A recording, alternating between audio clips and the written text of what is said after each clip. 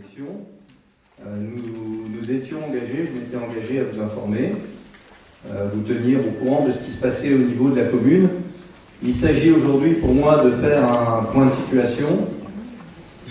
Un point de situation où on va parcourir de nombreux thèmes pour faire un tour d'horizon un peu de tout ce qui se passe au niveau de la commune. Je le dis tout de suite, il ne s'agit pas d'aborder des points particuliers ou des points personnels.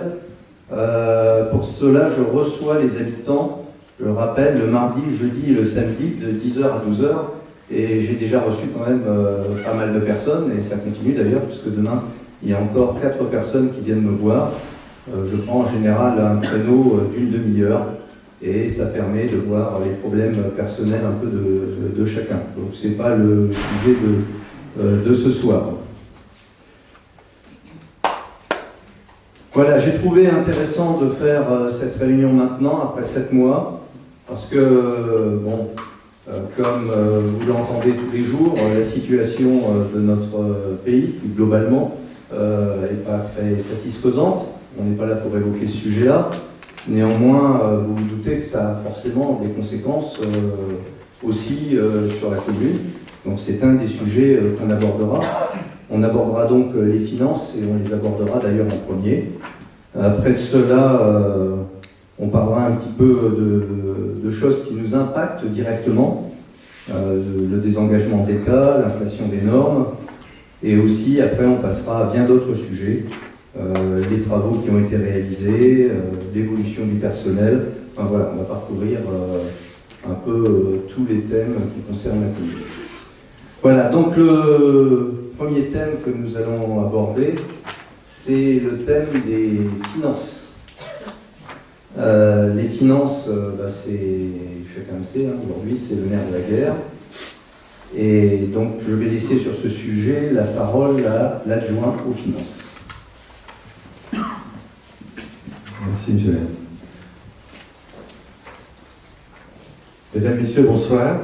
Je vais vous faire un résumé assez bref et factuel de la situation financière de la commune. À ce jour, la trésorerie permet de faire face aux différentes charges dont nous avons hérité. Pour information, sur les 2 985 000 € dont nous allons devoir sortir, que nous allons devoir sortir pour la cantine, 1 059 000 € ont été réglés à ce jour.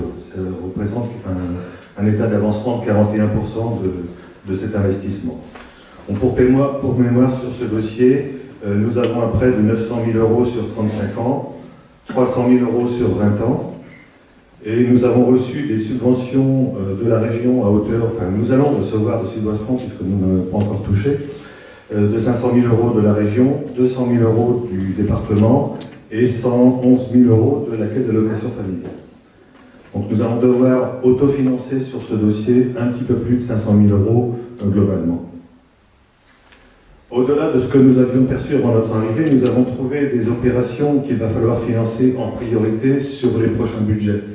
Il y a 3 points noirs que nous avons trouvés. Tout d'abord, le financement de la remise en état du port de Verberie, qui est écroulé depuis 2011, pour lequel VNF, Voies Légales de France, nous met en demeure de réaliser l'opération rapidement. 4 à 500 000 € sont à débourser dans le meilleur des cas pour cette opération. 300 000 € touchés et dépensés dans le budget précédent concernant une promesse de vente sur un terrain de la zone d'activité économique que nous risquons d'avoir à régler en cas de sortie du compromis. Opération prorogée et non réalisée depuis de nombreuses années.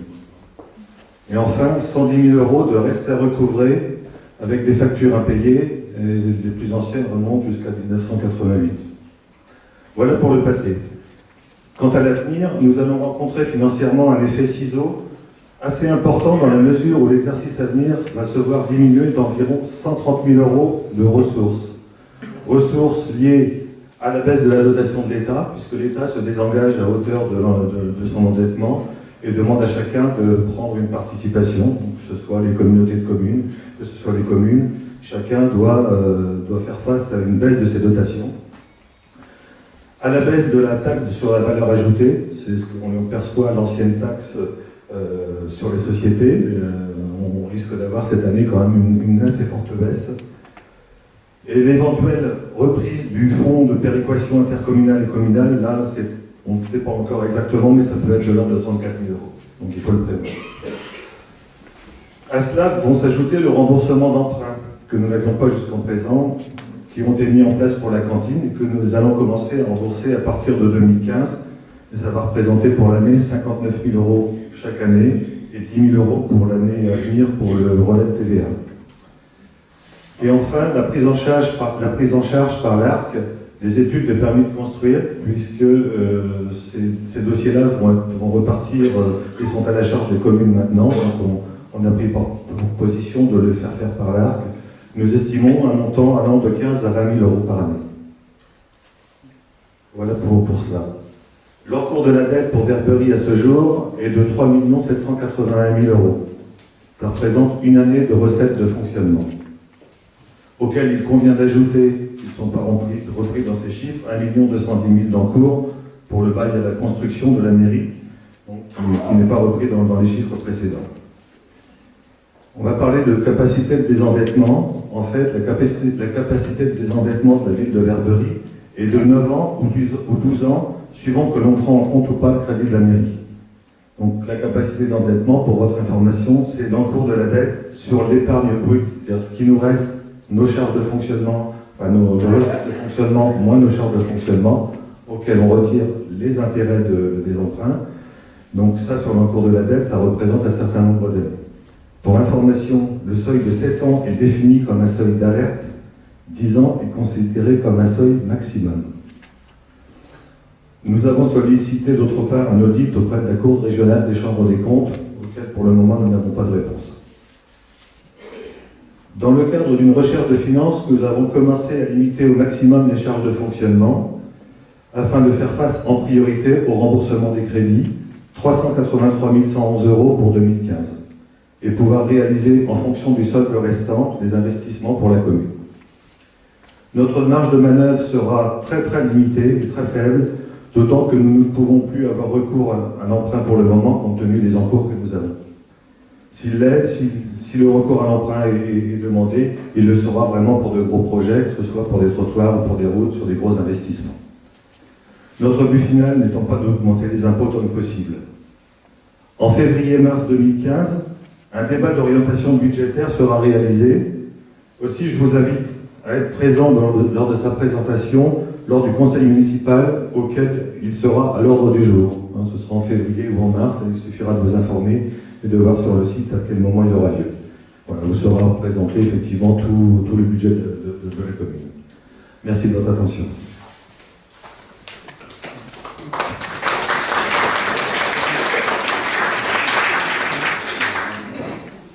Pour ceux qui nous ont rejoints, n'hésitez pas, prenez des chaises et puis voilà, installez-vous au fond de la salle. Juste sur la partie qui vient d'être abordée, je reviendrai juste sur le budget 2015. Donc en résumé, quand on considère toutes choses étant égales par ailleurs, alors, tout ça repose sur des estimations, mais ça donne quand même une idée claire de ce qui nous attend. Pour les ressources, donc, on s'attend à avoir par rapport à l'an dernier moins 170 000 euros. C'est un peu la somme de tout ce que Patrick, l'adjoint de finance, vient de dire. Et au niveau des charges qui arrivent au travers des emprunts, plus 70 000 euros. C'est donc un effet ciseau de 240 000 euros qu'il va falloir encaisser. Alors encore une fois, ce sont des estimations. Les chiffres seront précisés tout en allant. Mais vous voyez déjà qu'avec ces chiffres-là, le budget 2015 demandera de très gros efforts. Et nous devons faire des choix douloureux. Alors lesquels, c'est encore trop tôt pour le dire, il nous reste toute la période jusqu'en février, où on tiendra effectivement la réunion sur ce qui est orientation budgétaire. Alors tout ceci arrive dans un contexte de désengagement de l'État. Tout d'abord sur tous les documents d'urbanisme. Il faut savoir que jusqu'à présent, lorsque vous déposez des permis de construire, lorsque vous déposez des demandes préalables, Tout ça est instruit par la direction départementale des territoires, c'est-à-dire par l'État. Donc en juillet 2015, tout cela est terminé et effectivement on s'oriente plutôt vers l'agglomération de la région de Compiègne pour maintenant traiter nos dossiers, ce qu'elle fera évidemment de manière non gratuite. Il nous faudra payer et on s'attend en gros pour un permis de construire, instruction d'un permis de construire, en gros ce sera 500 €. Hein, c'est des évaluations très vagues, hein, tout ça va être précisé, mais néanmoins je pense que ce sont des ordres de grandeur auxquels il faut s'attendre. Donc Patrick vous a donné l'ordre de grandeur pour nous, hein, 15 à 20 000 € par an. Et donc maintenant, j'inciterai tous les citoyens qui déposent des permis de construire, plus que jamais, à bien vérifier avant de déposer leur permis de construire, parce que tout ça, c'est de l'argent qui va coûter à la commune. Derrière ça, on a mis en place les nouvelles normes comptables. Ça aussi, c'est un travail que je n'avais pas vu au niveau de la commune, mais le Trésor public nous a demandé de mettre en place et de respecter de nouvelles normes, ce que nous devions faire pour décembre. Bon, c'est fait aujourd'hui, tout ce qui est informatique a été mis en place, et nous travaillons donc déjà dorénavant sur cette nouvelle norme, mais dans ces nouvelles normes, c'est évidemment plus à faire pour les communes et moins pour les trésors publics. D'où un impact en termes de charge de travail. Et puis, longuement débattu en termes de désengagement de l'État, la réforme du rythme scolaire, avec la mise en place des nouvelles activités périscolaires, mais Laurent y reviendra tout à l'heure. Donc je ne vais pas plus loin sur ce débat-là. En parallèle, les lois continuent, et je veux dire qu'en France on est très prolixe, notamment les lois qui touchent tout ce qui est normes auxquelles on doit faire face. Alors les normes auxquelles on doit faire face, ça touche les collectivités généralement en premier, mais après les collectivités, en général, votre tour vient rapidement, et enfin notre tour en tant que particulier vient rapidement.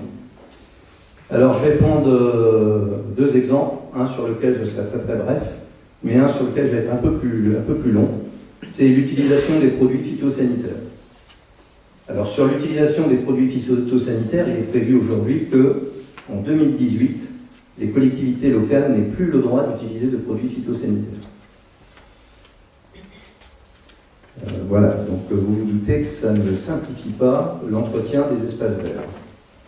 Mais comme je vous l'ai dit tout à l'heure, pour les particuliers, c'est 2 ans plus tard, c'est 2020. C'est-à-dire qu'à partir de 2020, il faut vous attendre à ne plus trouver de tout ce qui est produits phytosanitaires, traitements, etc. dans vos magasins et jardineries habituels.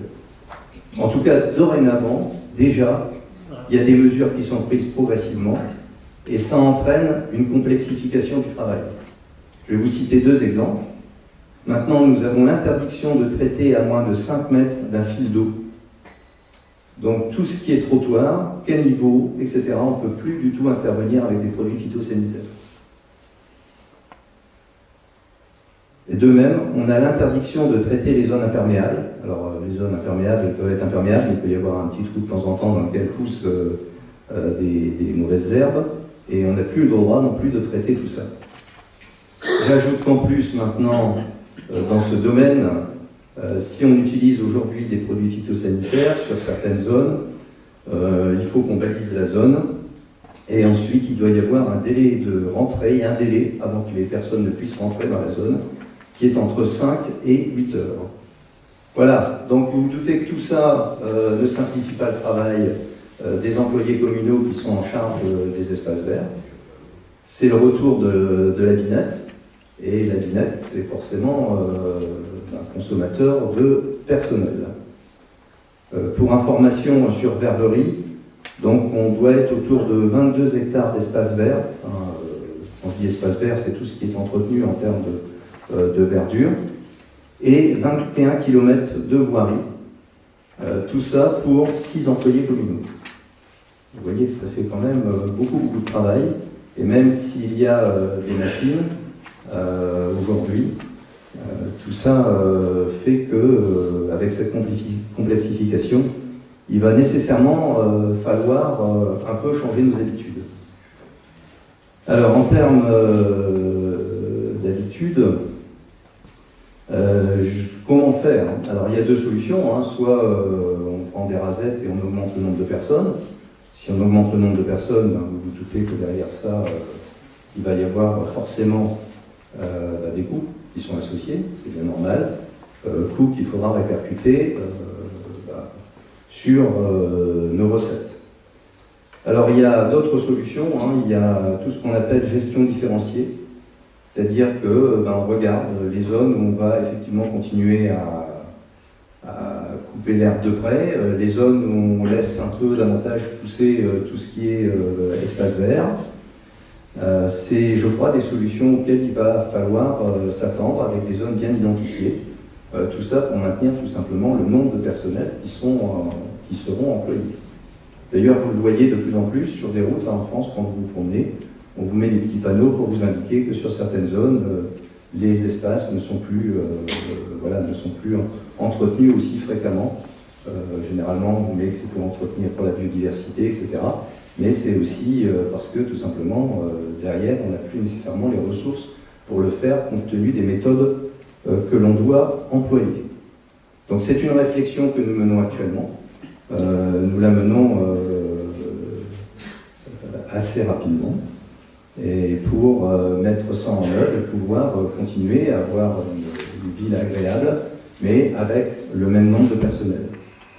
J'ajoute derrière ça qu'en termes d'espace vert, aujourd'hui, on s'intéresse aussi à voir comment on peut rationaliser un petit peu tout ça, comment on peut aller plus vite, enlever les obstacles. On voit aussi, on s'attache aussi à regarder si on met des plantes, les plantes qui demanderont le moins d'entretien. C'est une chose qu'il faut regarder. Les rosiers, c'est très très joli, j'en conviens. C'est très très joli chez soi, mais c'est très très complexe à entretenir et très très complexe à maintenir en bonne forme. Donc on va peut-être passer à autre chose. Voilà, tout ça pour effectivement continuer à travailler, à embellir la ville, mais en ayant une réflexion toujours en pensant à toutes les contraintes supplémentaires que l'on va devoir aborder. Deuxième point que je vais traiter là assez rapidement, parce que c'est un peu plus loin dans le temps, mais ça vous donnera aussi une idée de ces affaires-là. Tout comme l'utilisation des produits phytosanitaires, hein, il y a plein de bonnes intentions derrière tout ça. C'est de dire qu'aujourd'hui, les produits phytosanitaires qui vont dans le sol, on ne sait pas trop ce que ça devient, ça se retrouve dans l'eau, dans les nappes phréatiques. Bref, c'est pas très bon pour la santé. Mais néanmoins, vous voyez que l'application pose des problèmes. Donc le deuxième domaine, c'est l'accessibilité des bâtiments communaux ou handicapés. Alors là, on voit plus loin en termes de date, et puis avec des choses qui reculent de temps en temps. Néanmoins, vous comprenez, c'est pareil, c'est une intention louable, c'est très très bien. Mais derrière, nécessairement, ça induit des coûts qui peuvent être énormes. Ici, dans le château, vous imaginez, pour atteindre le premier étage, mise en place d'ascenseurs, etc. Toutes ces choses-là, c'est non seulement coûteux à l'installation, mais c'est également extrêmement coûteux à l'entretien. Voilà, donc ce point sur l'inflation des normes qui, avec la baisse de tout ce qui est revenu, eh bien, vient encore s'ajouter et complexifie la tâche. Alors, en dépit de ce que j'ai dit sur les finances, nous allons recruter un secrétaire supplémentaire au niveau des services administratifs. Pourquoi ? Parce qu'il y a une véritable surcharge de travail. Ce sera un emploi aidé à 24 heures par semaine, parce qu'on regarde de très près les moyens qu'on consacre à cela. Aujourd'hui, dans les services administratifs, il y a donc une directrice générale des services et 3 personnels administratifs. Il faut savoir qu'en 1991, avec 2700 habitants, le nombre de personnels administratifs était le même, et aujourd'hui nous sommes 4000. Depuis d'ailleurs, pour faire face à cette surcharge de travail, dans un premier temps, les élus, depuis le mois de juillet, il n'y a plus de personnel administratif présent lors des mariages et lors des baptêmes. Ce sont les élus qui sont seuls présents. Donc c'était déjà pour alléger la charge et que les personnels administratifs puissent se consacrer plus à leurs tâches. Bon, il s'avère que ce n'est pas suffisant, parce que l'alourdissement de charge de travail est important. Bon, c'est la conséquence aussi là, de normes et de réglementations. J'ai déjà parlé du changement de normes comptables, mais c'est aussi, depuis quelques années, on a vu apparaître des tas de nouveaux dossiers qui nous font entretenir, des dossiers sécurité, comme ce qui est le plan communal de sauvegarde. Il y a plusieurs types de dossiers, tout ça, ça amène beaucoup de travail. Et puis il y a aussi la conséquence de notre changement de strate au niveau administratif. Alors strate, c'est catégorie de communes. Il y a dans les premières strates les communes de moins de 3500 habitants et après les communes de plus de 3500 habitants. Dans les communes de plus de 3500 habitants, eh bien, quand vous rentrez dans cette catégorie-là, vous avez des obligations administratives supplémentaires et vous avez des charges administratives supplémentaires. De plus, pour vous donner encore quelques chiffres qui nous conduisent à faire ça, le nombre d'arrêtés municipaux. En 2013, il y a eu 139 arrêtés municipaux de rédigés au niveau de la ville de Verberie, alors tout confondu, hein. La plupart sont des arrêtés de travaux d'ailleurs. Hein. Et en 2014, au 7 novembre, nous en sommes déjà à 215. C'est-à-dire que nous sommes sur un facteur 2. Et je vous prie de croire que je y suis pour rien. Voilà. Donc il y a un facteur 2 dans la rédaction de ces documents qui prennent aussi du temps. Pour ce qui est des demandes d'urbanisme, eh bien, entre 2013 et novembre 2014, les permis de construire sont passés de 15 à 20 et les demandes préalables de 31 à 46. Donc, tout ça, ça accroît considérablement la charge de travail. Et je vais dire que même en recrutant ce personnel supplémentaire qui correspond à 0,7 ETP dans le jargon des professionnels des ressources humaines, c'est-à-dire emploi à temps plein, eh bien, quand on se compare aux autres villes de même strate, nous resterons en dessous, nous sommes aujourd'hui alors très en dessous de leurs chiffres, et nous resterons en dessous de leurs chiffres. Vous pouvez comparer avec les villes environnantes, et vous verrez que, effectivement, il y a plus de personnel administratif. Voilà le premier point que je voulais vous signaler sur la ville.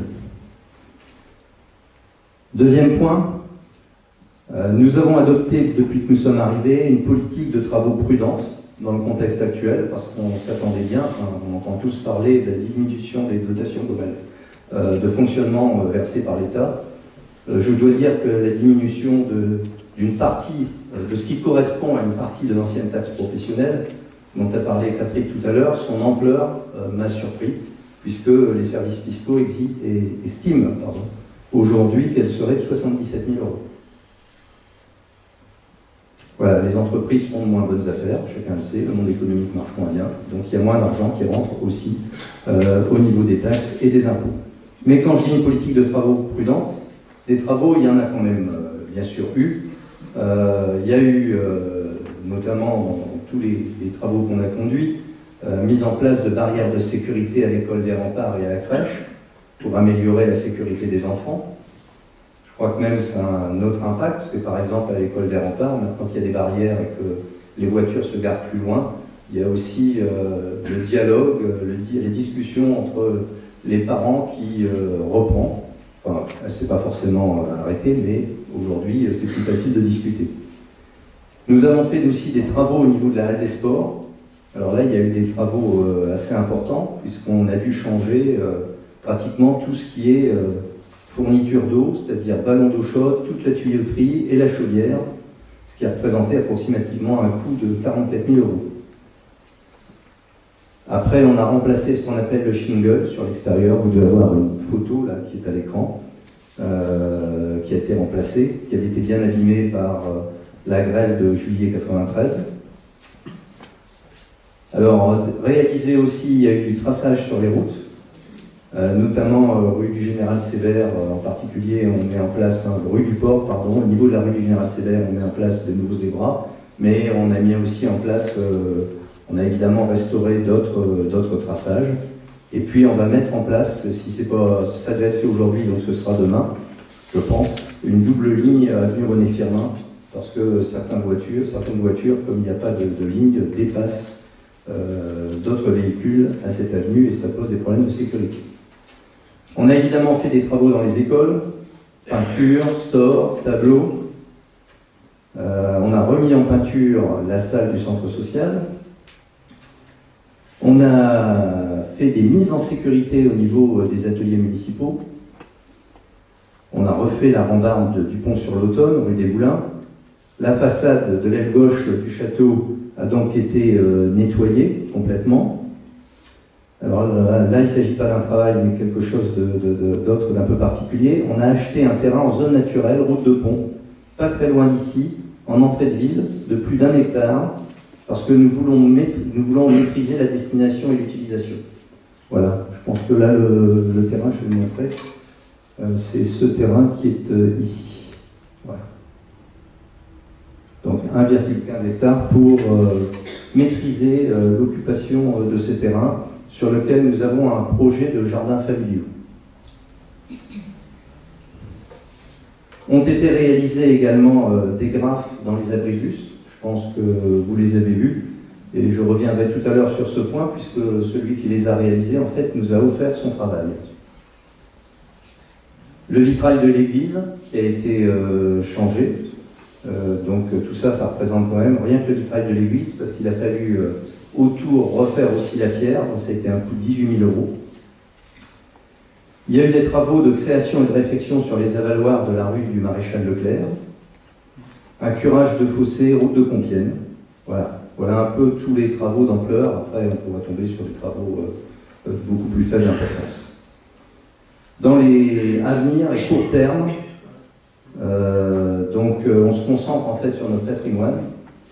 On va changer les portes du château, là, qui sont, je dois dire, bien usagées. Vous voyez encore tout à l'heure. La toiture du bâtiment occupé aujourd'hui par la communauté de communes de la Basse-Autonne, qui a bien souffert depuis juillet 93, il y a encore une bâche. Donc là, ça va être fait à l'automne. La deuxième tranche des bancs de l'église, donc ça qui devrait être faite en février 2015. L'élagage des platanes route de pont, qui était demandé par de nombreux habitants. Il y aura un plateau surélevé qui va être installé rue Saint-Pierre. Donc là, on bénéficie pour ça d'une subvention de 50% du coût, soit 6 000 €. 12 000 € pour mettre en place ce plateau surélevé au niveau de la rue Saint-Pierre. Il s'agit, pour ce plateau surélevé, il se situe au niveau de la petite entrée, en face en fait de l'école des remparts et de la petite entrée du château route de pont. Donc il s'agit évidemment de la sécurité, et en particulier de la sécurité des enfants, puisque beaucoup d'enfants traversent ce passage clouté. À court terme aussi, aménagement, et un tout petit peu plus loin, un agrandissement du columbarium, parce que je crois qu'aujourd'hui ça s'impose au cimetière, puisqu'il n'y a plus de place dans ce columbarium. Un travaux sur les avaloirs de la rue du Général Leclerc aussi, pour essayer tout simplement de prendre un maximum de l'écoulement d'eau qui se dirige vers la rue du Port. Des changements de fenêtres à l'école du centre. L'équipement de l'école en tableau blanc interactif, mais ça, Laurent en parlera un peu tout à l'heure. Et puis un radar pédagogique qui va être installé, pour lequel nous avons eu une subvention de 1 200 €. Voilà. Voilà un peu pour les travaux, les travaux qui sont prévus, travaux je dirais, de moyenne ampleur. Derrière ça, évidemment, ça ne préjuge pas de la discussion qu'il y aura au moment de l'orientation budgétaire et qui, là, concernera toute l'année 2015. Là, ce sera un débat beaucoup plus large. On comprend bien qu'avec ce que l'on a annoncé tout à l'heure sur les finances, de toute façon, l'ampleur des travaux sera forcément limitée. Voilà, le principal chantier, évidemment, en ce moment, puisque là j'ai parlé des travaux, mais le principal chantier, c'est quand même la nouvelle cantine qui se met en place. Donc, sur cette nouvelle cantine, j'ai toujours le même point de vue. Une cantine était nécessaire pour les primaires et les maternelles. Elle est, pour moi, surdimensionnée et n'est pas placée à l'emplacement optimal. Bon, elle nous coûtera, donc on en a parlé tout à l'heure, toute charge comprise, près de 3 millions €, soit hors taxe 2 500 000 € environ. Et je pense que, de mon point de vue, nous aurions pu économiser environ 1 million € sur cette affaire. Sa construction maintenant, les bonnes nouvelles, c'est que sa construction se poursuit selon le calendrier prévu. Donc là, il n'y a pas de surprise. Elle devrait être livrée en mai 2015 pour une mise en service à la prochaine rentrée scolaire. La restauration sera ouverte, comme je viens d'indiquer, aux enfants de primaire et maternelle pendant la période scolaire.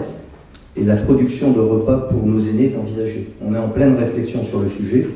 Et aujourd'hui, eh bien, on est dans la phase de rédaction des documents du marché que nous lancerons à la mi-janvier.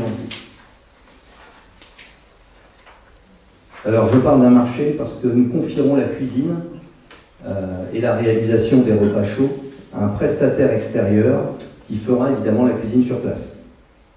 Donc ça devrait être effectivement gage de qualité pour les repas. Et ce sera gage de qualité pour les repas des enfants. La salle de restauration, elle, alors autant la cuisine sera gérée par un prestataire extérieur, autant la salle de restauration sera gérée, elle, par du personnel communal ou associatif, enfin du personnel essentiellement communal. Voilà, pour l'accompagnement, la surveillance des enfants, ainsi que le nettoyage de la salle. Voilà ce que je voulais vous dire sur les travaux et sur ce projet. Maintenant, on va avoir un petit chapitre sur l'école et je vais laisser la place à Laurent pour ça. Donc, adjoint de l'école scolaire. Merci Michel, bonsoir à tous. Alors en ce qui concerne l'école, le périscolaire et la cantine, nous avons mis en place différentes actions depuis notre arrivée. Plusieurs dossiers sont en cours, j'en ai pris 3 parmi ceux-là. La sécurité des enfants, les nouvelles activités périscolaires du vendredi après-midi et les travaux dans les écoles. En ce qui concerne la sécurité des enfants à l'école des Remparts, on en a un petit peu parlé tout à l'heure, des barrières sont installées depuis le mois de mai. Les enfants peuvent donc circuler sur les trottoirs en toute sécurité. Le policier municipal assure une présence régulière. À la demande des parents élus de l'école du centre, depuis cette semaine, le portail et le portillon de la mairie sont ouverts tous les jours à partir de 8h30. Les enfants peuvent donc emprunter le parc de la mairie et venir à l'école à pied ou à vélo en toute sécurité. Nous avons organisé les nouvelles activités périscolaires. La MJC en assure la gestion. Les parents élus et tous les acteurs, enseignants, personnel communal, intervenants, ont été consultés à plusieurs reprises. Grâce à cette synergie, c'est désormais 187 enfants, soit 44% de l'effectif total, qui profitent chaque vendredi après-midi, depuis le 5 septembre, d'activités très enrichissantes et ludiques. Il y a la découverte de la forêt, de l'eau, initiation à différents sports, découverte de la musique, un atelier radio, l'art plastique, l'informatique, atelier cuisine, lecture et contes racontés par des adultes, de l'initiation au théâtre ou bien encore des jeux encadrés par une ludothécaire. J'en profite pour remercier au nom de la municipalité le CPIE qui détache 2 intervenants gratuitement et les bénévoles de l'association Lire et Faire Lire qui donnent de leur temps pour les enfants. Toutes ces activités viennent renforcer leurs connaissances culturelles et sportives. Elles ont toutes un lien avec leur projet d'école. Le coût maximum de ces activités imputées aux parents est de 4,17 € par vendredi, soit 1,39 € de l'heure, ce qui est très faible par rapport à ce qui peut se pratiquer dans d'autres communes. Je tiens aussi à faire un point sur les travaux réalisés dans les 3 écoles. Je ne vais citer que quelques exemples, car la liste est longue. Michel vous en a déjà donné tout à l'heure. Il y a eu la création d'un WC adulte, peinture de différentes salles de classe, plus des WC enfants, un sol souple à l'extérieur pour des jeux, changement de store dans 2 classes, changement de 2 tableaux, remplacement de fenêtres dans une classe, nettoyage de rideaux, je vous passe les détails qui vont du changement de serrure au remplacement des robinets. Il reste cependant beaucoup à faire. Changement de store, les cours qui sont en très mauvais état, de l'achat de mobilier de classe. Bref, la liste est très longue et nous ne pourrons pas tout faire rapidement. Les travaux devront donc s'adapter aux finances. D'autres lignes budgétaires sont au profit des écoles, comme les budgets fournitures scolaires, les livres au moment des changements de programme, le prix des bus lors des voyages scolaires ou encore le montant alloué lors des classes de découverte. Il faut savoir qu'au mois de juin qui arrive, nous pourrons envoyer 4 classes au total. 2 classes vont partir à la mer et 2 autres vont partir en Angleterre. Nous arrivons donc à plusieurs dizaines de milliers d'euros concernant les écoles. Nous venons également, Michel vous le disait tout à l'heure, de demander des subventions à hauteur de 50% pour l'acquisition de matériel numérique. Nous avons un très gros retard sur les écoles. Les ordinateurs sont vraiment très vieillissants et ils ne pouvaient même pas faire passer un petit brevet enfin voilà, un brevet qui était nécessaire pour leur enseignement. Donc on va mettre un petit peu l'accent là-dessus. Et donc on a demandé du matériel numérique, nous serons subventionnés normalement à hauteur de 50%, et nous pourrons donc ainsi équiper 4 classes et la bibliothèque. En ce qui concerne les travaux des écoles, je tiens à remercier les agents communaux, on ne les voit pas toujours, ils n'interviennent que pendant les vacances ou le mercredi après-midi et le vendredi après-midi. Merci également aux ADSEM qui réalisent un travail d'accompagnement des enseignants et qui, après la classe et pendant les vacances, rendent l'école la plus propre possible après le passage au petit bambin. Michel ayant déjà évoqué ce sujet, je vais juste en dire un mot, c'est sur notre cantine. Nous allons réunir dans les mois qui viennent tous les intervenants, parents d'élèves élus, le personnel de cantine, les élus, et pourquoi pas certains enfants, pour continuer d'avancer sur ce dossier avec tous ces acteurs, afin que tout soit prêt pour la rentrée de 2015. J'en profite également pour remercier l'équipe actuelle de la cantine scolaire, pour qui ce moment de la pause méridienne n'est pas un moment facile. Ils doivent veiller au confort des enfants pendant leur repas, et ils le font d'une façon très professionnelle. Merci à vous.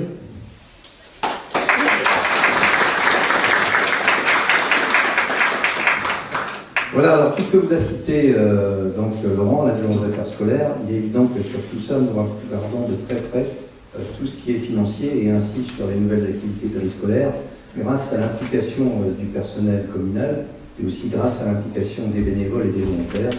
On a pu très très sérieusement limiter le coût. Quand j'entends les chiffres avancés dans certaines villes, je me dis quand même que là, nous avons très très bien travaillé sur ce dossier. D'autant plus que j'en entends absolument pas parler dans la ville. Alors soit tout le monde est terrorisé, soit en général quand on n'entend pas parler de quelque chose, c'est que ça se passe plutôt bien. Voilà ce que je voulais dire sur ce sujet pour passer à autre chose.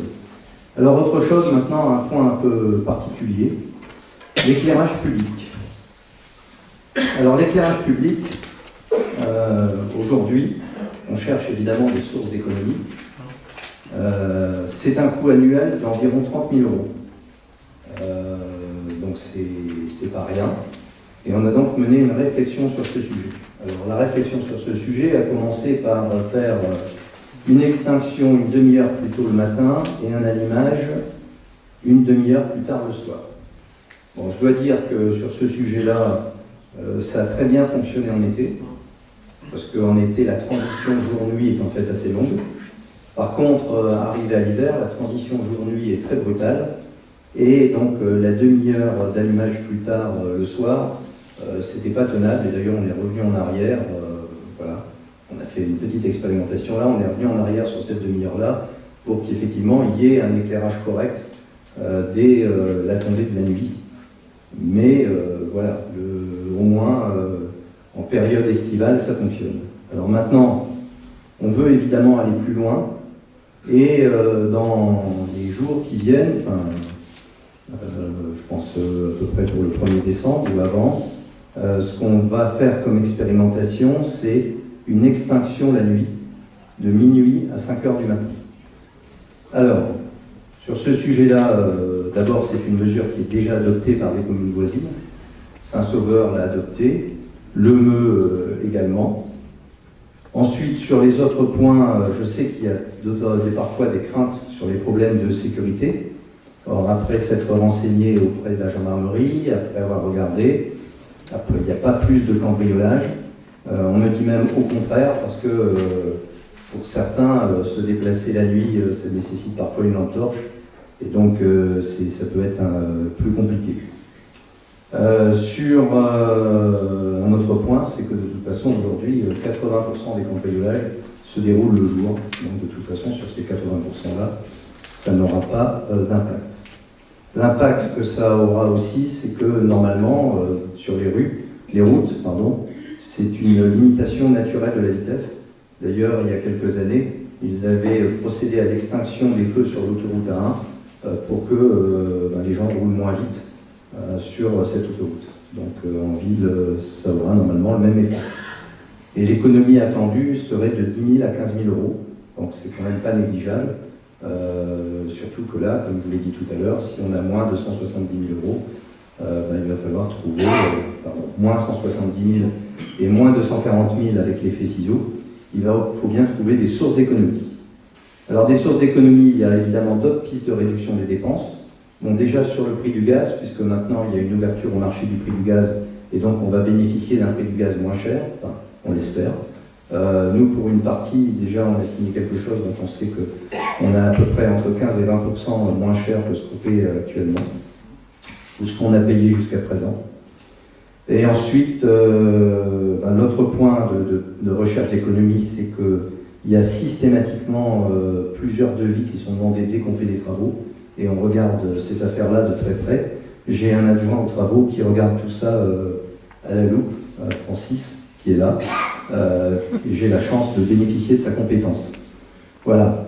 Autre point aussi sur lequel on regarde les économies, c'est tout ce qui est téléphonie, où là aussi on devrait pouvoir économiser de l'argent. Bon, ce sont des exemples, et il va évidemment falloir approfondir tous ces sujets-là. Prochain sujet, la sécurité. Alors la sécurité, aujourd'hui je dois dire que nous entretenons une coopération très efficace avec la gendarmerie. La police municipale et moi-même rencontrons chaque semaine le commandant de la brigade de gendarmerie de Verberie à la mairie, et on fait un point de situation toutes les semaines. Ça se passe très bien, c'est, je pense, vraiment efficace. D'ailleurs, il y a eu des dégradations dans Verberie à l'été. Le travail avec la gendarmerie a permis de trouver les personnes qui avaient fait ces dégradations. La mairie a évidemment porté plainte, et je suis notamment allé au tribunal pour voir les jugements. Il y a eu des condamnations jusqu'à 2500 € pour les dégradations qui avaient été réalisées. Il nous reste maintenant au niveau de la mairie, je ne vous le cache pas, à récupérer l'argent de ces condamnations. Ça sera peut-être moins simple. Mais on a fait déjà toute la démarche de condamnation. Tout ce qu'on pouvait faire, on l'a fait. Au niveau de la sécurité, il faut savoir aussi qu'on encadre régulièrement des gens qui font des travaux d'intérêt généraux. Donc on les prend, généralement c'est les services techniques qui les prennent, et qui donc les font travailler. Enfin, sur la sécurité, alors je sais que les gendarmes doivent faire beaucoup de choses. On a aussi une police municipale qui se bouge. Il ne faut pas se leurrer là-dessus. On peut regretter le temps où il y avait une gendarmerie seule à Verberie. Enfin, je veux dire, il n'y a pas de communauté de brigade avec pont. Ceux qui pensent qu'on reviendra en arrière, alors peut-être dans 50 ans, mais maintenant, dans les années qui viennent, je pense qu'il ne faut pas se leurrer, on ne reviendra pas en arrière. Les effectifs, il n'y en a pas en augmentant, et les gendarmes n'y sont pour rien, ils sont soumis à l'autorité de l'État. D'ailleurs, moi je me félicite tous les jours des relations que j'ai, je tiens à le dire publiquement, avec le commandant de la brigade de gendarmerie de Verberie.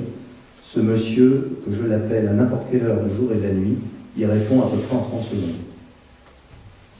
Voilà, ça vous laisse réfléchir sur son degré d'implication.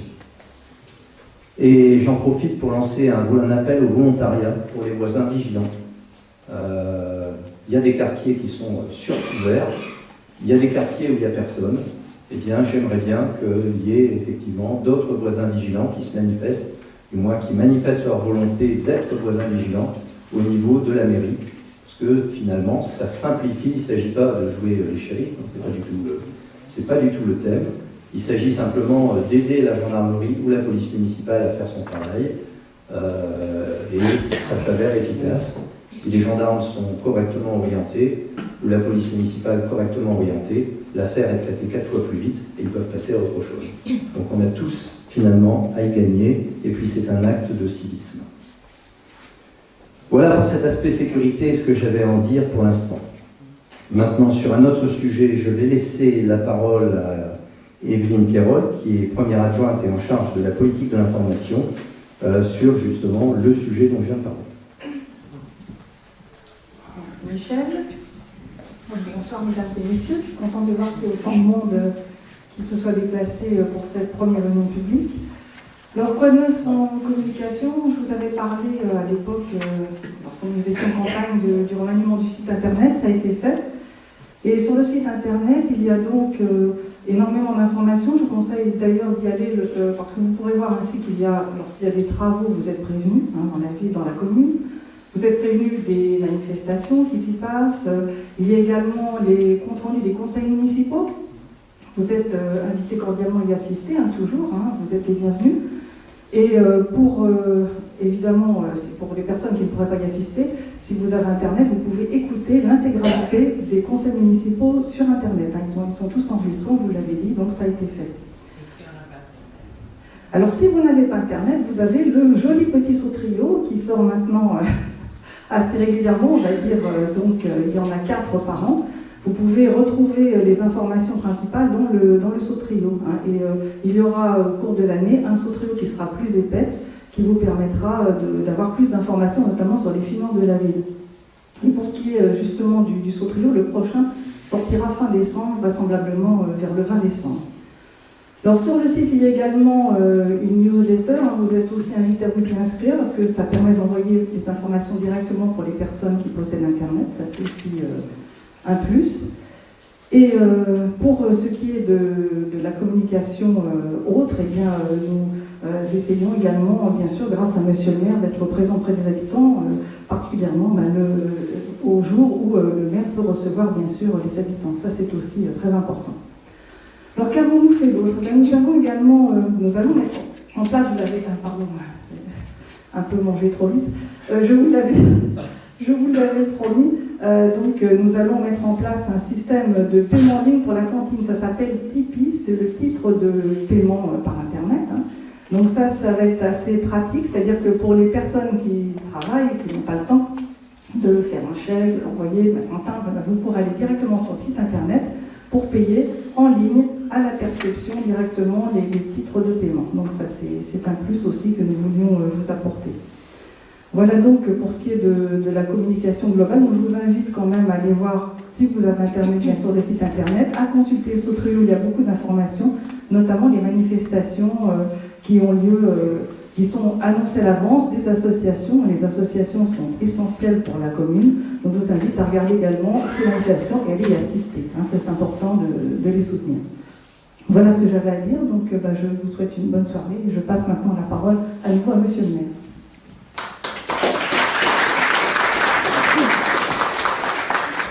Oui, juste en complément, donc il est évident que dans la communication, c'est aussi la réunion qu'on tient ce soir. Pour vous répondre aussi, madame, pour ceux qui n'ont pas Internet, il y a tout simplement aussi l'affichage à la mairie, qui a un affichage réglementaire, et les comptes rendus du conseil municipal est bien sûr affiché, vous pouvez le lire, comme un tas d'autres informations qui sont affichées sur ces panneaux réglementaires. Donc l'information est bien accessible par ce biais.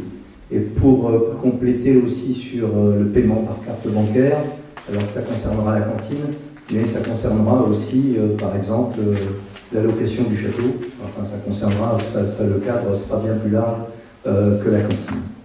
Voilà, pour le sujet de la politique de l'information, le souhait de vous tenir informé de ce qui se passe dans la commune. Maintenant, nous allons parler des associations, de la bibliothèque, des festivités et du bien vivre ensemble. Et pour cela, je vais céder la parole à madame l'adjointe à la culture et à l'animation. Bonsoir à tous. Alors nous allons aborder un sujet qui est un petit peu plus gai que la finance, puisque nous allons parler des associations. Alors les associations à Verberie, nous en sommes bien dotés, puisque nous en avons 35, associations sportives et culturelles confondues. Alors elles sont en plus dynamiques, elles travaillent ensemble, et pour exemple, cette année, il va y avoir un téléthon interassociatif où 17 associations vont se relayer tout au cours de la soirée, de 16h à minuit, pour animer le parc du château. Et bien sûr, comme c'est un téléthon qui est national, tout le monde connaît, tous les bénéfices lui seront envoyés et nos associations, donc bénévolement, vont travailler. Nous avons aussi la bibliothèque de Verberie. Alors, depuis que nous sommes arrivés, il y a eu un gros travail de réorganisation et d'aménagement de la bibliothèque. Alors évidemment, avec les moyens que nous avons, c'est-à-dire que pour l'instant, on ne peut pas pousser les murs, mais nous avons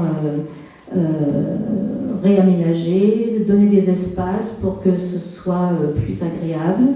Les enfants peuvent se vautrer dans quelques fauteuils. Ça permet à chacun, je dis les enfants, mais aussi les adultes peuvent prendre le temps de choisir en s'asseyant. Ça permet à chacun de passer un petit moment à la bibliothèque, pas seulement emprunter son livre, mais y passer un petit moment. Et puis discuter avec soit notre bibliothécaire, soit notre équipe de bénévoles qui sont là pour vous renseigner et puis vous guider dans le choix de la lecture. Alors au niveau de l'équipe de bénévoles, nous avons 12 personnes maintenant qui sont présentes le lundi, mercredi, vendredi et un samedi matin par mois. Et je remercie chaleureusement toutes ces personnes parce que grâce à elles, la bibliothèque a une amplitude d'ouverture qui est plus importante. Alors la bibliothèque travaille en relation avec la MDO, qui est la médiathèque départementale de l'Oise.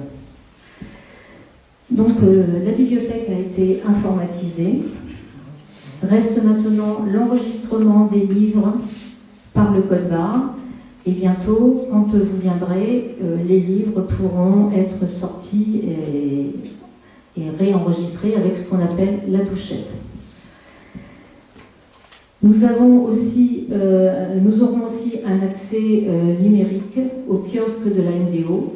Donc toute personne qui a envie d'utiliser ce kiosque, il faut vous inscrire à la bibliothèque. L'inscription est gratuite, mais pour avoir accès au kiosque, vous ne pouvez le faire que si vous êtes inscrit. Ça, c'est une obligation minimale. Donc, je vous encourage à le faire parce qu'il y a de nombreux sujets qui sont mis à disposition. Et puis, nous avons aussi les festivités sur Verberie et les festivités pour la convivialité, le bien vivre ensemble. Alors en mai, nous avons le repas de nos aînés qui a été organisé, ici même dans cette salle.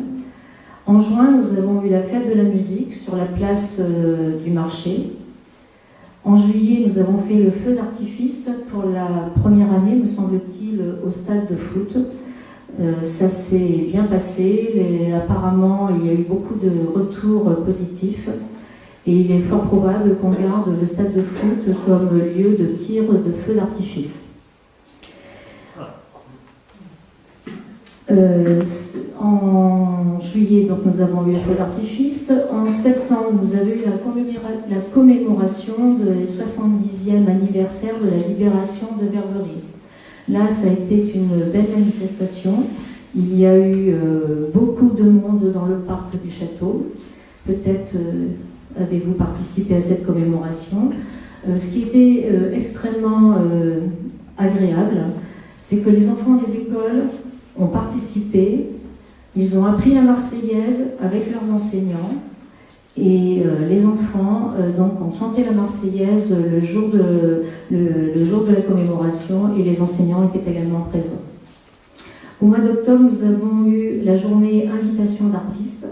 Invitation d'artistes, c'était 5 artistes qui sont venus présenter leur travail au sein de la bibliothèque. Et c'est une manifestation qui est prise en charge financièrement par le conseil régional. Et puis au mois de décembre, nous avons la quinzaine commerciale qui est organisée avec l'aide du comité des fêtes. Voilà, un petit peu pour tout ce qui est manifestation festive et plus gai.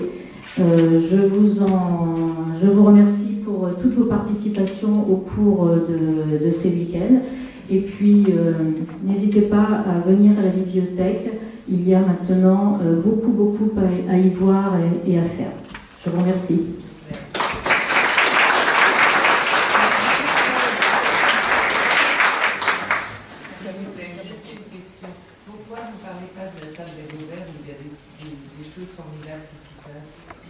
Ah, on peut en parler, hein. Oui, il y a des choses qui se passent. Non, la salle d'Agobert, non mais parlé, hein, la salle de la Gobert, voilà. C'est la communauté de communes en fait qui est propriétaire de cette salle. Il y a un certain nombre de spectacles qui sont organisés par la communauté de communes. Le dernier c'était Monsieur Ducret, je crois, si je me souviens bien. Il y a aussi des spectacles, tout simplement, des personnes qui louent la salle d'Agobert pour faire un spectacle. Il faut payer et puis ils espèrent rentrer dans leur fonds. Voilà, donc mais cette salle est une salle de la communauté de communes. Voilà. Et sur un autre... alors je reviens juste sur un point, puisque Odile a parlé tout à l'heure du kiosque, qui est accessible de manière numérique. Donc j'ai fait partie des testeurs de ce kiosque, qui est mis à disposition par le département. Donc c'est quand même assez surprenant. Tous ceux qui sont inscrits à la bibliothèque pourront en profiter, sachant que l'inscription est gratuite.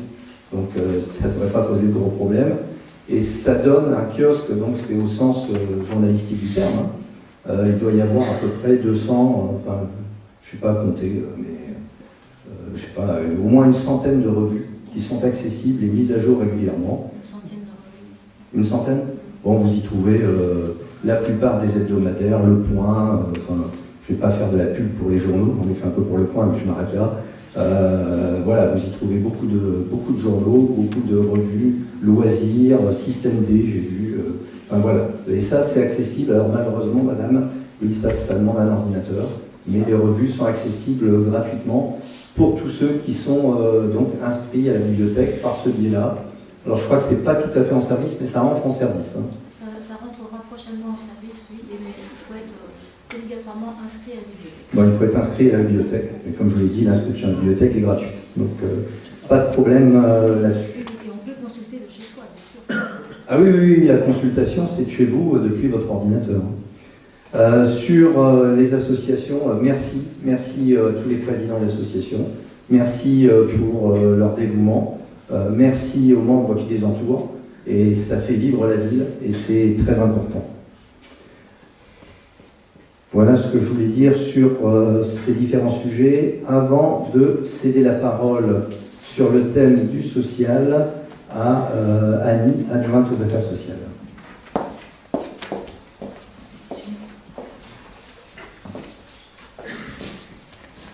Bonsoir mesdames et messieurs. Voilà, je voulais faire un point avec vous et vous présenter un petit peu mes missions. Déjà, vous préciser que ma permanence est ouverte le mercredi toute la journée et le samedi matin, sur rendez-vous. Les objectifs de cette permanence, c'est évidemment d'aider les personnes, par exemple, pour des difficultés de demande de logements sociaux, des difficultés pour remplir un dossier administratif un petit peu délicat. Ça peut être également d'aider un travail avec les partenaires lorsqu'il y a des difficultés de règlement. Il s'agira évidemment plutôt d'aider à l'établissement d'échéanciers. Et puis c'est aussi un décodage de toutes les difficultés pour voir quelles sont les pistes pour permettre aux personnes de s'en sortir. Alors évidemment, ça nécessite avant tout un travail de partenariat. L'un des partenaires essentiels, c'est le conseil général, évidemment, mais ça peut être également des associations diverses sur le soin, ainsi que également l'association intermédiaire pour aider les personnes lorsqu'il y a des difficultés d'emploi à un retour au travail le mieux possible. Dans les difficultés, nous sommes sensibles aussi aux personnes qui sont touchées par les difficultés alimentaires. Dans ce contexte-là, il existe une épicerie sociale. Nous avons encore la chance d'avoir l'épicerie sociale. Il s'agit concrètement pour moi de recevoir les personnes, d'identifier les difficultés et évidemment de les orienter vers l'épicerie sociale qui actuellement se situe sur Béthisy. Plusieurs communes ont recours à cette épicerie qui est gérée par le Secours catholique. Ce que je tiens malheureusement à vous signaler, c'est que cette épicerie sociale va s'arrêter, puisque actuellement pour permettre une mise en place de l'épicerie sociale, il faut bénéficier d'un agrément, l'ANDES, un agrément national des épiceries sociales. Cet agrément nécessite des contraintes. Et donc le Secours catholique à lui seul se retrouve en difficulté pour porter ça. Et donc face à ces difficultés-là, on risque de voir l'épicerie sociale disparaître. Et il s'agira de trouver évidemment d'autres solutions.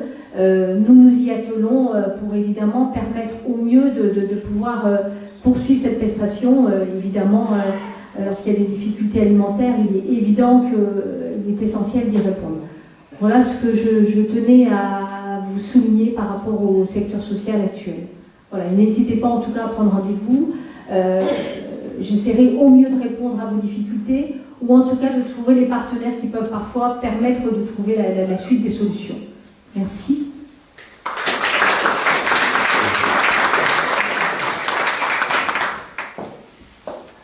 Bien, maintenant je vais parcourir quelques thèmes.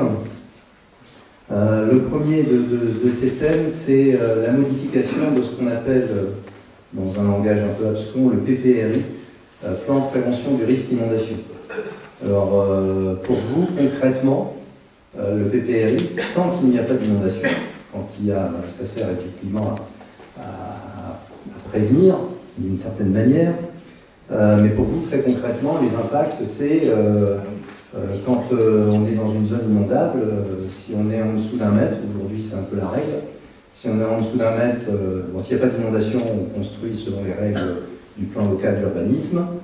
S'il y a en dessous d'1 mètre d'inondation, on peut construire avec des contraintes particulières. Et si on est au-dessus de 1 mètre, malheureusement, on se trouve en zone inconstructible. C'est-à-dire que ce qui est construit reste, évidemment, on ne détruit pas, mais reste en l'état. Et on s'arrête là.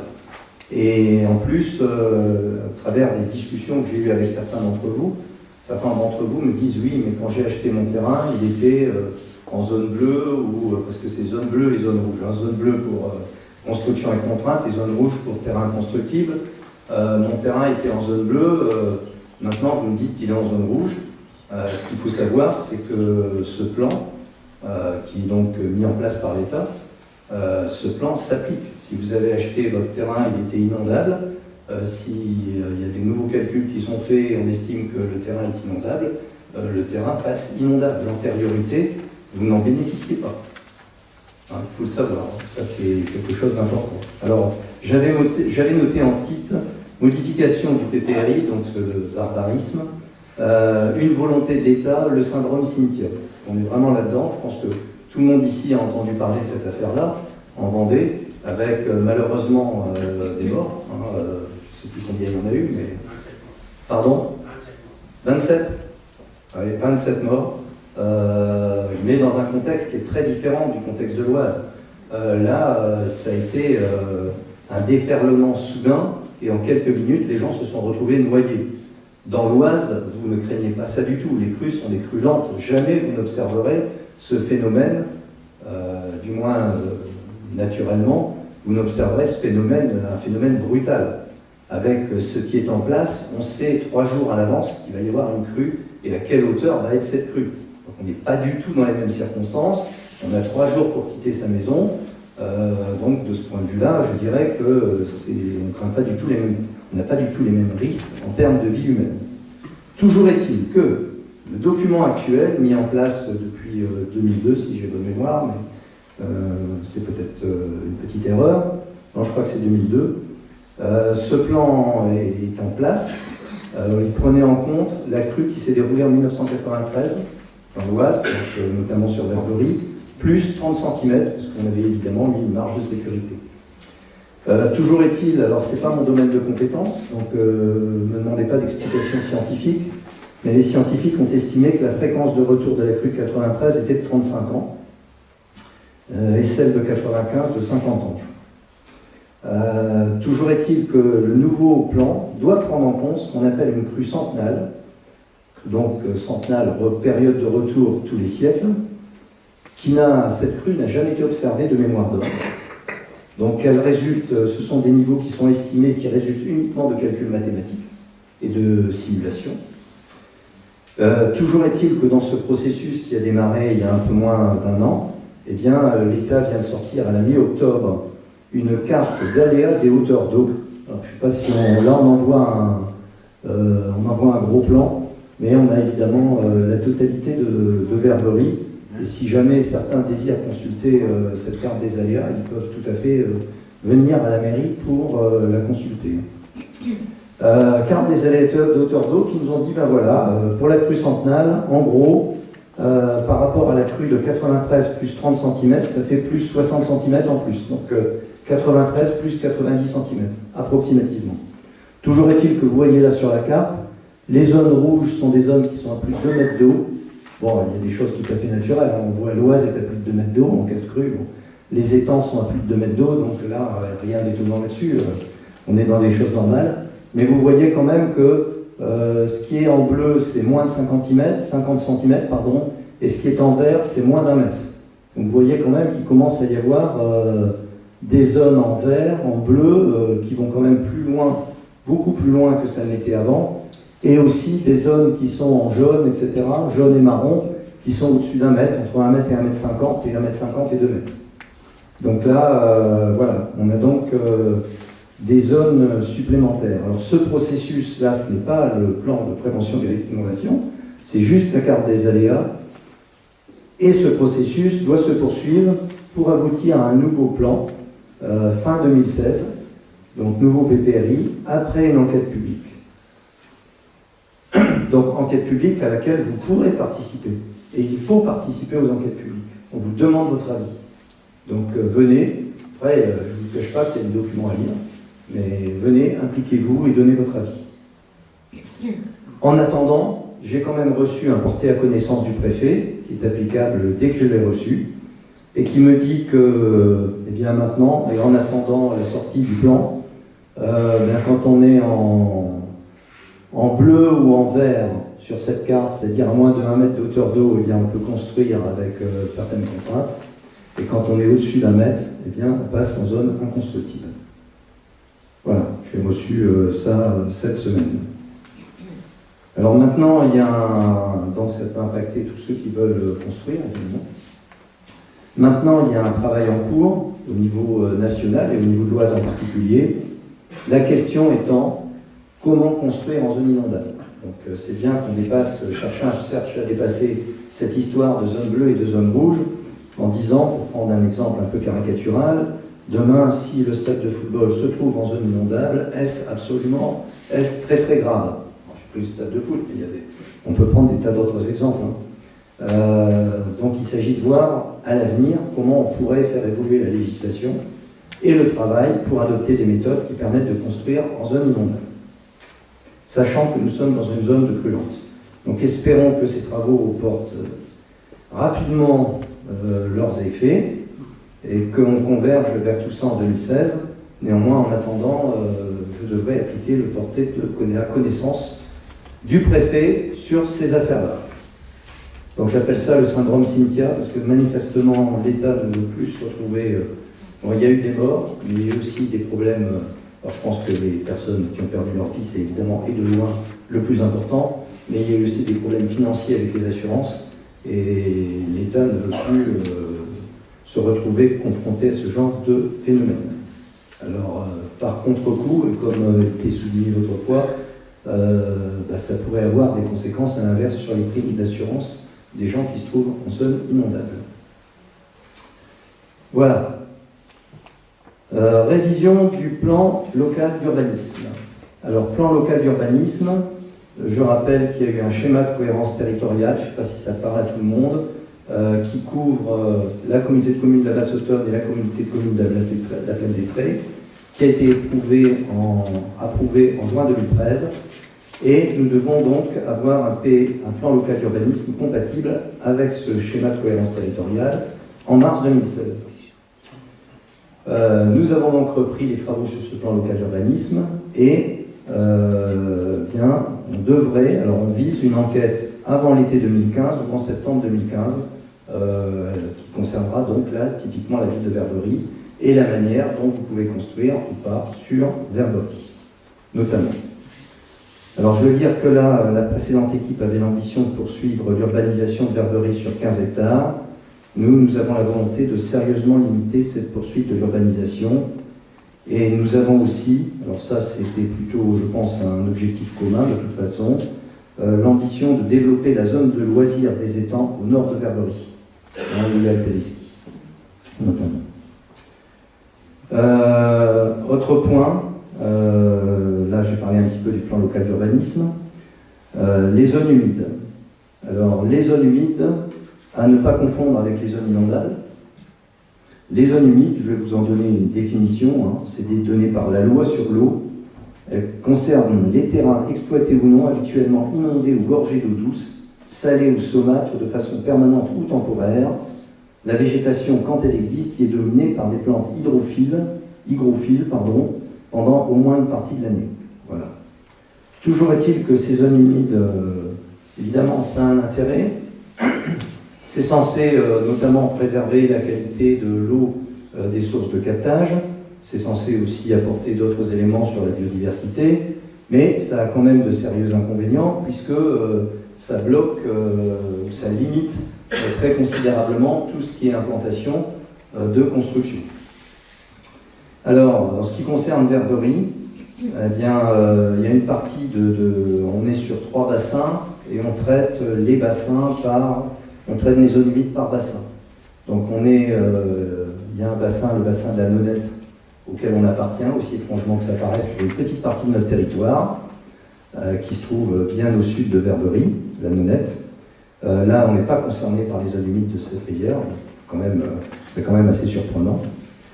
Après, on appartient au bassin Oisaronde, où là, les zones humides ont été validées, c'était d'ailleurs avant les élections, et on a quelques zones humides au niveau des étangs au nord de Verberie, et bon, là, rien de dramatique. Par contre, là, on est en cours de validation sur les zones humides qui entourent l'Automne. Là, c'est pas pareil. Là, nous contestons fortement sur l'ensemble des zones humides qui y sont mises. Il faut savoir que Verberie, c'est le territoire qui, pour le bassin de l'Automne, a le plus de zones humides et de loin. Et nous contestons, c'est d'ailleurs un point commun qu'on avait avec l'équipe précédente, le caractère humide de certaines zones qui sont aujourd'hui présumées humides, comme par exemple la future zone d'activité. Alors la future zone d'activité de la main fermée, qui se trouve donc, qui se trouve ici, là, tout ce terrain-là, là. Voilà. Tout ça, d'après les personnes qui s'occupent des zones humides, c'est zones humides. En fait, je pense qu'ici, tout le monde pense à peu près la même chose, c'est-à-dire que ce n'est pas du tout des zones humides. Et on s'est d'ailleurs déplacé sur le site avec les personnes de ce syndicat. Et normalement, il va y avoir, enfin c'est pas normalement, il va y avoir des études complémentaires. Et nous, de toute façon, nous nous battrons pour que cette zone ne devienne pas zone humide. Il y a des tas de zones humides à côté. Hein. Tout ce qui est au sud, ici, là, tout ça c'est zone humide. Donc les zones humides sur Verberie, moins qu'on puisse dire, c'est qu'on n'en manque pas. Hein. Voilà, et on veut garder ce terrain pour y développer des activités. Je pense que tout le monde l'a bien identifié. Là, on voit l'usine Poquelin qui est ici. Voilà, la voie de chemin de fer qui est ici, hein, et puis le centre équestre qui est ici, et puis la déchetterie qui est ici.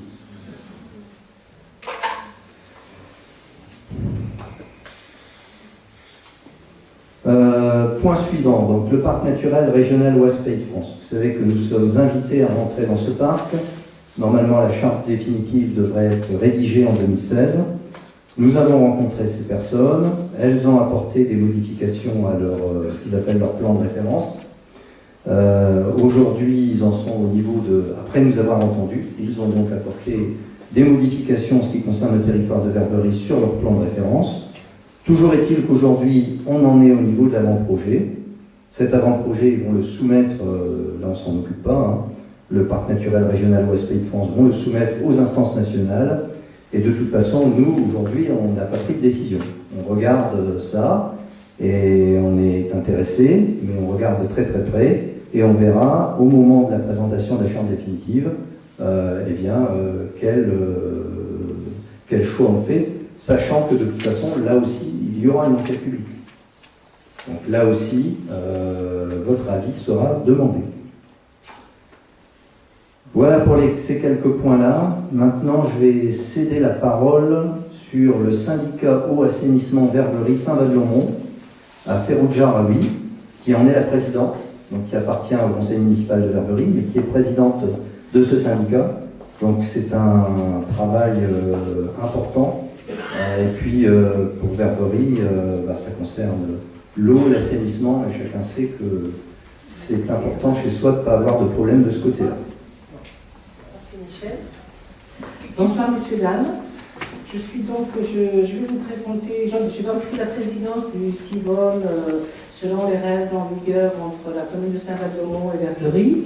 J'ai pris la présidence au mois de mai et je me suis mis très rapidement en immersion pour la découverte des affaires de ce syndicat qui est très important puisqu'il gère nos réseaux d'eau, donc pour nos deux communes, les réseaux d'eau potable et les réseaux d'assainissement, avec en point d'ordre la station d'épuration qui est située au bord de l'Oise. Il y a eu des constats, ce que je me rappelais, c'est que le CIVOM a été mis dans l'obligation, comme tous les gestionnaires de réseaux d'assainissement, d'établir un diagnostic à la demande de l'État, faire un diagnostic des réseaux le plus poussé possible. Ce diagnostic a été mené donc, par le CIVOM entre 2010 et 2013 et les conclusions de ce diagnostic font apparaître l'existence, notamment sur notre commune, de réseaux vieillissants, souvent pour certains d'entre eux en nécessitant de travaux très urgents. À mener, il y a un programme pluriannuel de travaux qui a été mis en place par tranche de 5 années. Et là, par exemple, pour les 5 années à venir, depuis le diagnostic, nous avons, je vais vous donner le chiffre, pour Verderie, un montant total de travaux de à peu près 2,5 millions hors taxes sur notre réseau, dont 615 000 € sur la station d'épuration, qui n'est pas aux normes, notamment en termes de rejet de phosphore et pour le traitement également des boues. Sachant que notre station d'épuration a été dimensionnée pour 4 000 habitants, aujourd'hui elle reçoit également en excès les eaux pluviales et du coup ça entraîne une usure de la station d'épuration, elle fonctionne au-delà de ses capacités et il y a donc urgence à la mettre aux normes. Cette urgence nous a été signalée par les autorités nationales, le ministère de l'écologie. Et donc, nous sommes amenés à prendre des mesures très rapides. C'est pour ça que tout au long depuis le mandat, nous avons procédé à de nombreuses réunions avec notre bureau d'études, avec notre assistant maître d'ouvrage qui est la DTO à Beauvais, ainsi qu'avec la Lionel des Eaux qui gère notre réseau, pour définir les tranches les plus urgentes et lancer les marchés publics dans un premier temps pour la station d'épuration, pour laquelle, si les travaux n'étaient pas mis aux normes très rapidement, nous serions menacés de sanctions financières, voire même éventuellement pénales si les pollutions de l'Oise. Donc les marchés sont en cours, nous allons lancer les marchés. Selon le calendrier respecté, les travaux débuteront en février 2015 sur la station et dureront 8 mois. Et c'est donc la première étape du long programme de travaux que le syndicat aura à faire. Sur le plan financier, le CIVOM ne présente pas, on va dire, d'économie, d'excédent d'exploitation important, et c'est très mineur par rapport à ce que possède ce type de syndicat.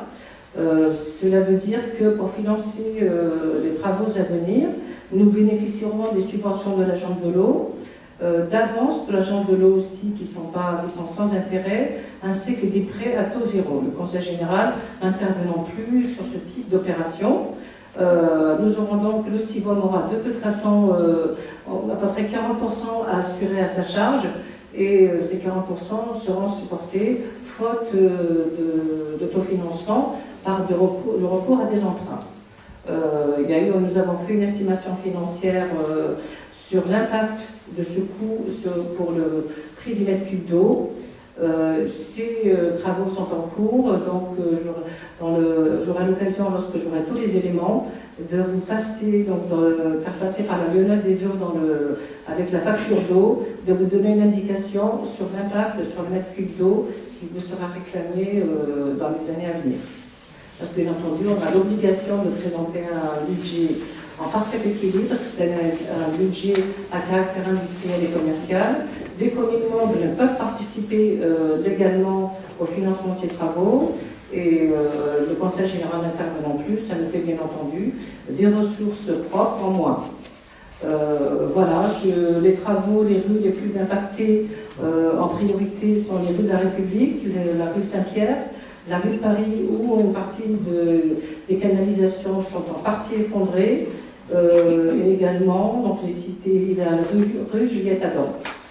Il y a également une chose aussi importante que je veux vous signaler, c'est qu'ils sont 2 postes de refoulement, rue des Moulins et rue Alexis Carrel.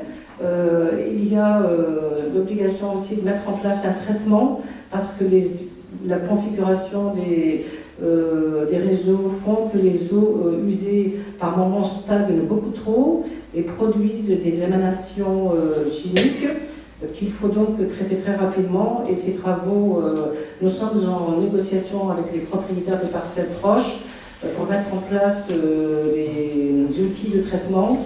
Et ces travaux sont estimés actuellement à 150 000 €. Ils présentent une urgence vraiment très avérée. Et c'est pareil, nous espérons pouvoir acquérir les parcelles dans un proche avenir et lancer également les travaux en 2015. Outre le syndicat des eaux, bien sûr, traite également l'assainissement non collectif. Pour l'instant, c'est une compétence qui a été prise fin 2012 par le syndicat. Je dois dire qu'il y avait des dossiers en instance très importants qu'il m'a fallu conduire au fil de l'eau et que l'assainissement non collectif fera l'objet d'une deuxième réflexion avec bien entendu le conseil syndical auquel sont associés deux élus de Verderie, Michel Arnaud et René Brouillard, et Madame Cluzet-Marc de Saint-Va, M. Verdru et M. Ntoussi également de Saint-Va. Voilà pour l'essentiel de mes tâches au sein des syndicats. La bonne nouvelle, c'est qu'il y avait un contentieux financier qui traînait aussi depuis plusieurs années en raison d'une mauvaise application d'une convention qui nous a permis, le règlement de ce dossier nous a permis de récupérer à peu près 200 000 € pour notre budget de l'eau, ce qui est une très bonne nouvelle. Je vais quand même finir par une très bonne nouvelle. Voilà, en tout cas, on s'engage à faire en sorte que l'augmentation qui sera du prix de l'eau qui sera inéluctable, il ne faut pas se raconter l'histoire, nous ferons en sorte qu'elle se voit lissée de manière qu'elle ne soit pas trop brutale pour les consommateurs que nous sommes. Je vous remercie de votre attention.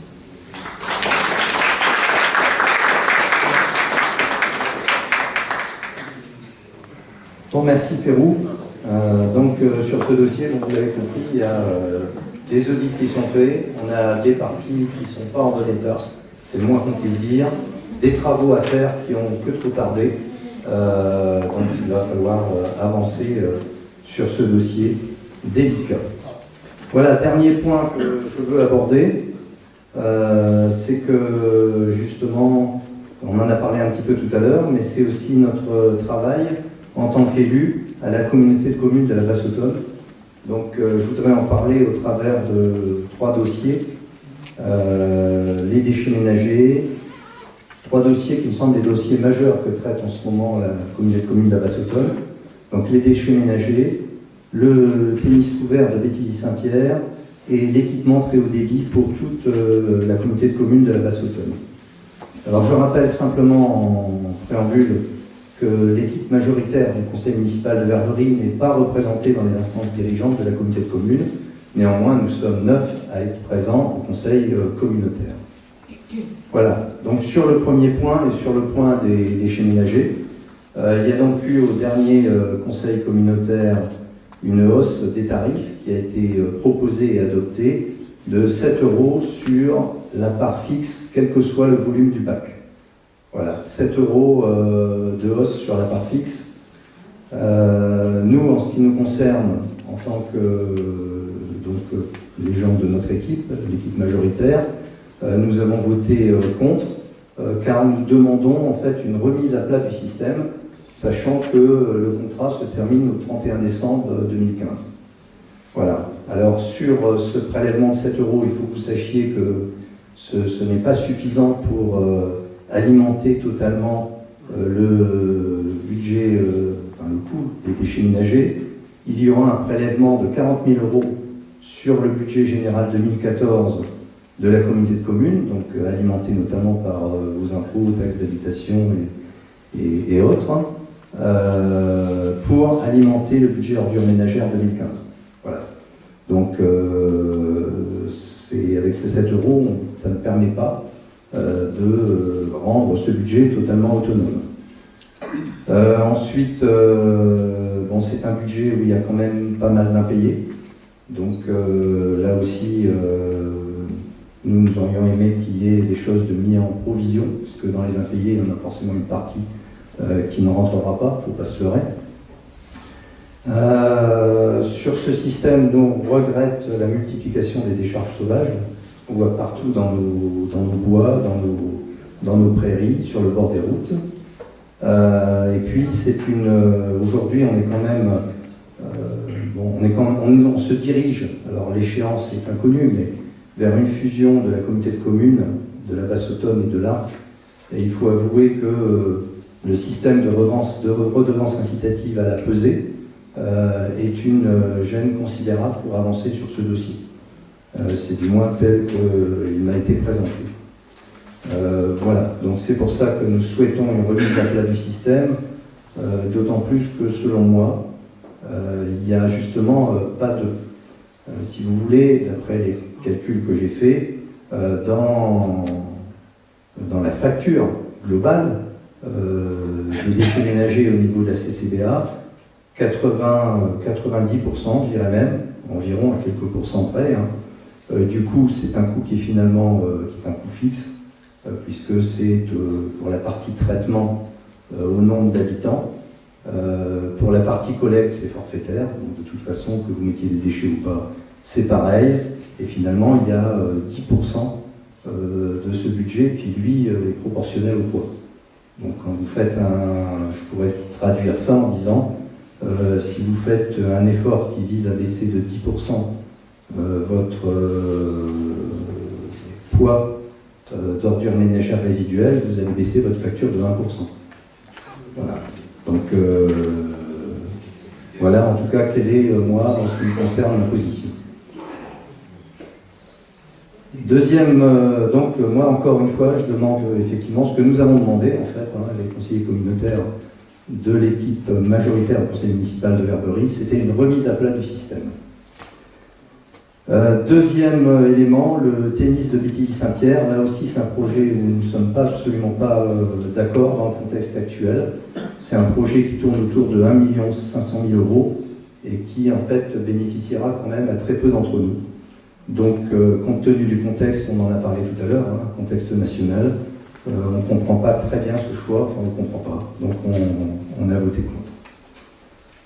Équipement du très haut débit pour toute la communauté de communes. Là, par contre, on est favorable à ce dossier. Favorable parce que ça bénéficiera de nombreux habitants. Il faut néanmoins avouer que c'est un coût de 2 millions d'euros, 370 € par prise, sachant que ça représente de mémoire un tiers du prix, les 2 autres tiers étant pris en charge par le Conseil général. Bon, aujourd'hui, le projet a débuté sur l'Oise, pas sur Verberie, sur l'Oise. Et sur Verberie, normalement, le très haut débit, donc de la fibre, devrait être mis en place entre décembre 2015 et décembre 2016. Ceci dit, aujourd'hui, dans le monde actuel, qui est un monde où il est difficile de se projeter, on est dans une situation de rupture, on ne peut pas se le cacher, à tous les niveaux. Donc dans une situation de rupture, c'est toujours compliqué de prévoir ce qui va se passer. Enfin, pour l'instant, les travaux ont commencé, ils se déroulent selon le calendrier normal. Ils ont même plutôt de l'avance sur les zones où ils ont travaillé. Et on devrait voir arriver ces équipes-là pour une première analyse à la mi-2015. Et ensuite, ils devraient travailler entre décembre 2015 et décembre 2016, si tout va bien. Mais encore une fois, c'est un coût de 2 millions d'euros.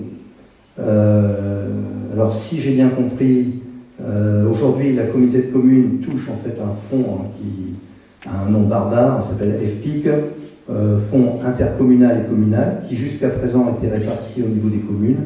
Et aujourd'hui, la communauté de communes envisage de garder ce fonds pour le consacrer au remboursement du très haut débit. Elle a pris en fait, enfin là on va tomber sur des thèmes un peu barbares, elle a pris la compétence très haut débit, sinon cette compétence devait être supportée par les communes. Donc là, elle supporte effectivement cette compétence-là, donc le coût. Maintenant, moi j'ai tendance à penser, et mon équipe avec moi, que voilà, l'argent du tennis dont on a parlé plus haut aurait été mieux placé dans cet équipement très haut débit. Voilà. Et puis ces 34 000 euros, si jamais ils devaient disparaître, là je me fie au chiffre 2014, pour nous ça va représenter effectivement une difficulté supplémentaire, c'est celle qui porte la diminution de ressources, enfin, l'estimation de diminution de ressources à 170 000 euros dans les chiffres que vous a donné tout à l'heure l'adjoint aux finances. Voilà ce que je voulais dire sur ce sujet. En conclusion, je dirais qu'aujourd'hui, vous dire qu'on est dans une période difficile, alors c'est pas parce qu'on est dans une période difficile qu'il faut être triste d'ailleurs, hein, parce que c'est au contraire le moment, quand on est dans une période difficile, c'est le moment où il faut se serrer les coudes. En tant que, vu ce qu'était ma profession avant, je peux vous dire que quand vous voulez souder des équipes, vous les envoyez en stage commando. Le moins qu'on puisse dire, si vous allez faire des séjours à Pont-Louis ou à Collioure, dans ces paradis, vous verrez que là, rapidement, les gens se deviennent solidaires, tellement la situation est difficile. Donc quand la situation est difficile, c'est toujours plutôt par la solidarité et par la bonne entente entre tous, par le dialogue, que l'on s'en sort. Se replier sur soi, c'est évidemment très mauvais dans ce genre de situation. C'est ce qu'il ne faut pas faire. Or, naturellement, c'est plutôt ce qu'on a tendance à faire. Donc je lance un appel dans ce cadre-là au civisme, au comportement civique et au sens de l'intérêt général de chacun. D'ailleurs, il y a une semaine, ou un peu plus maintenant, 2 semaines, à la demande des habitants du square des Merlets, j'ai écrit une lettre dans ce sens-là pour les problèmes de stationnement qu'il pouvait y avoir à l'intérieur de ce square, et demandant aux habitants, justement, de laisser leur voiture sur le parking qui se trouve à côté, puisque là, les gens sont réveillés à n'importe quel moment de la nuit, ça pose beaucoup de problèmes. Aussi des problèmes d'accès des véhicules de sécurité et de secours, et aussi, même si c'est moins important, c'est quand même pas très agréable, parfois le véhicule de collecte des déchets ménagers qui ne peut pas venir, et ne peut pas venir chercher les déchets ménagers. Donc il faut avouer que c'est pas très agréable. Bon voilà, donc j'ai envoyé cette lettre. Bon, il y a bien quelques récalcitrants, j'espère qu'ils vont changer d'avis. Voilà, par l'appel au civisme, j'espère qu'ils vont changer d'avis et qu'on ne va pas être obligé, je ne vais pas être obligé de passer à d'autres méthodes. Ça devrait suffire si chacun comprend bien ce qu'il y a à faire à ce niveau-là. J'ajoute que l'engagement de quelques-uns ne permettra pas de réussir. Donc ça rejoint ce que je vous ai dit sur la solidarité et en gros le tous ensemble, même si c'est employé dans un autre cadre que je ne reprendrai pas. Et pour réussir, nous avons besoin de vous, nous avons besoin de votre confiance, nous avons besoin de votre engagement à nos côtés, et vous devez savoir, je vous le dis de manière très humble, je ne suis qu'un homme, nous ne sommes que des hommes, et il peut nous arriver de faire des erreurs. Voilà. Des hommes, des femmes et des hommes. L'homme était plutôt avec un grand H. J'évoquerai simplement maintenant, toujours dans ce contexte, celui qui a réalisé ce que vous avez pu voir, les graphes, là, qui sont, je trouve, magnifiques dans les abribus, et on espère bien qu'il n'y aura justement plus de tags avec ces graphes qui ont été faits.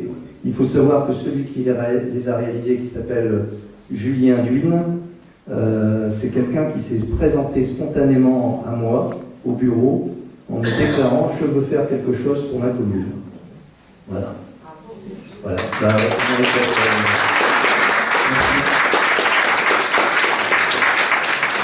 Donc c'est évidemment un exemple à suivre, mais c'est déjà le cas d'un certain nombre d'entre vous. Je l'ai dit tout à l'heure, dans les associations, il y a des tas de gens qui se dévouent pour leur association, pour la vie d'Enverberie. Donc il faut simplement que le champ s'élargisse encore davantage, et je les en remercie, à tous ceux qui s'impliquent de cette manière. Voilà, merci beaucoup de votre patience, parce que finalement, on a été quand même, j'ai été assez long.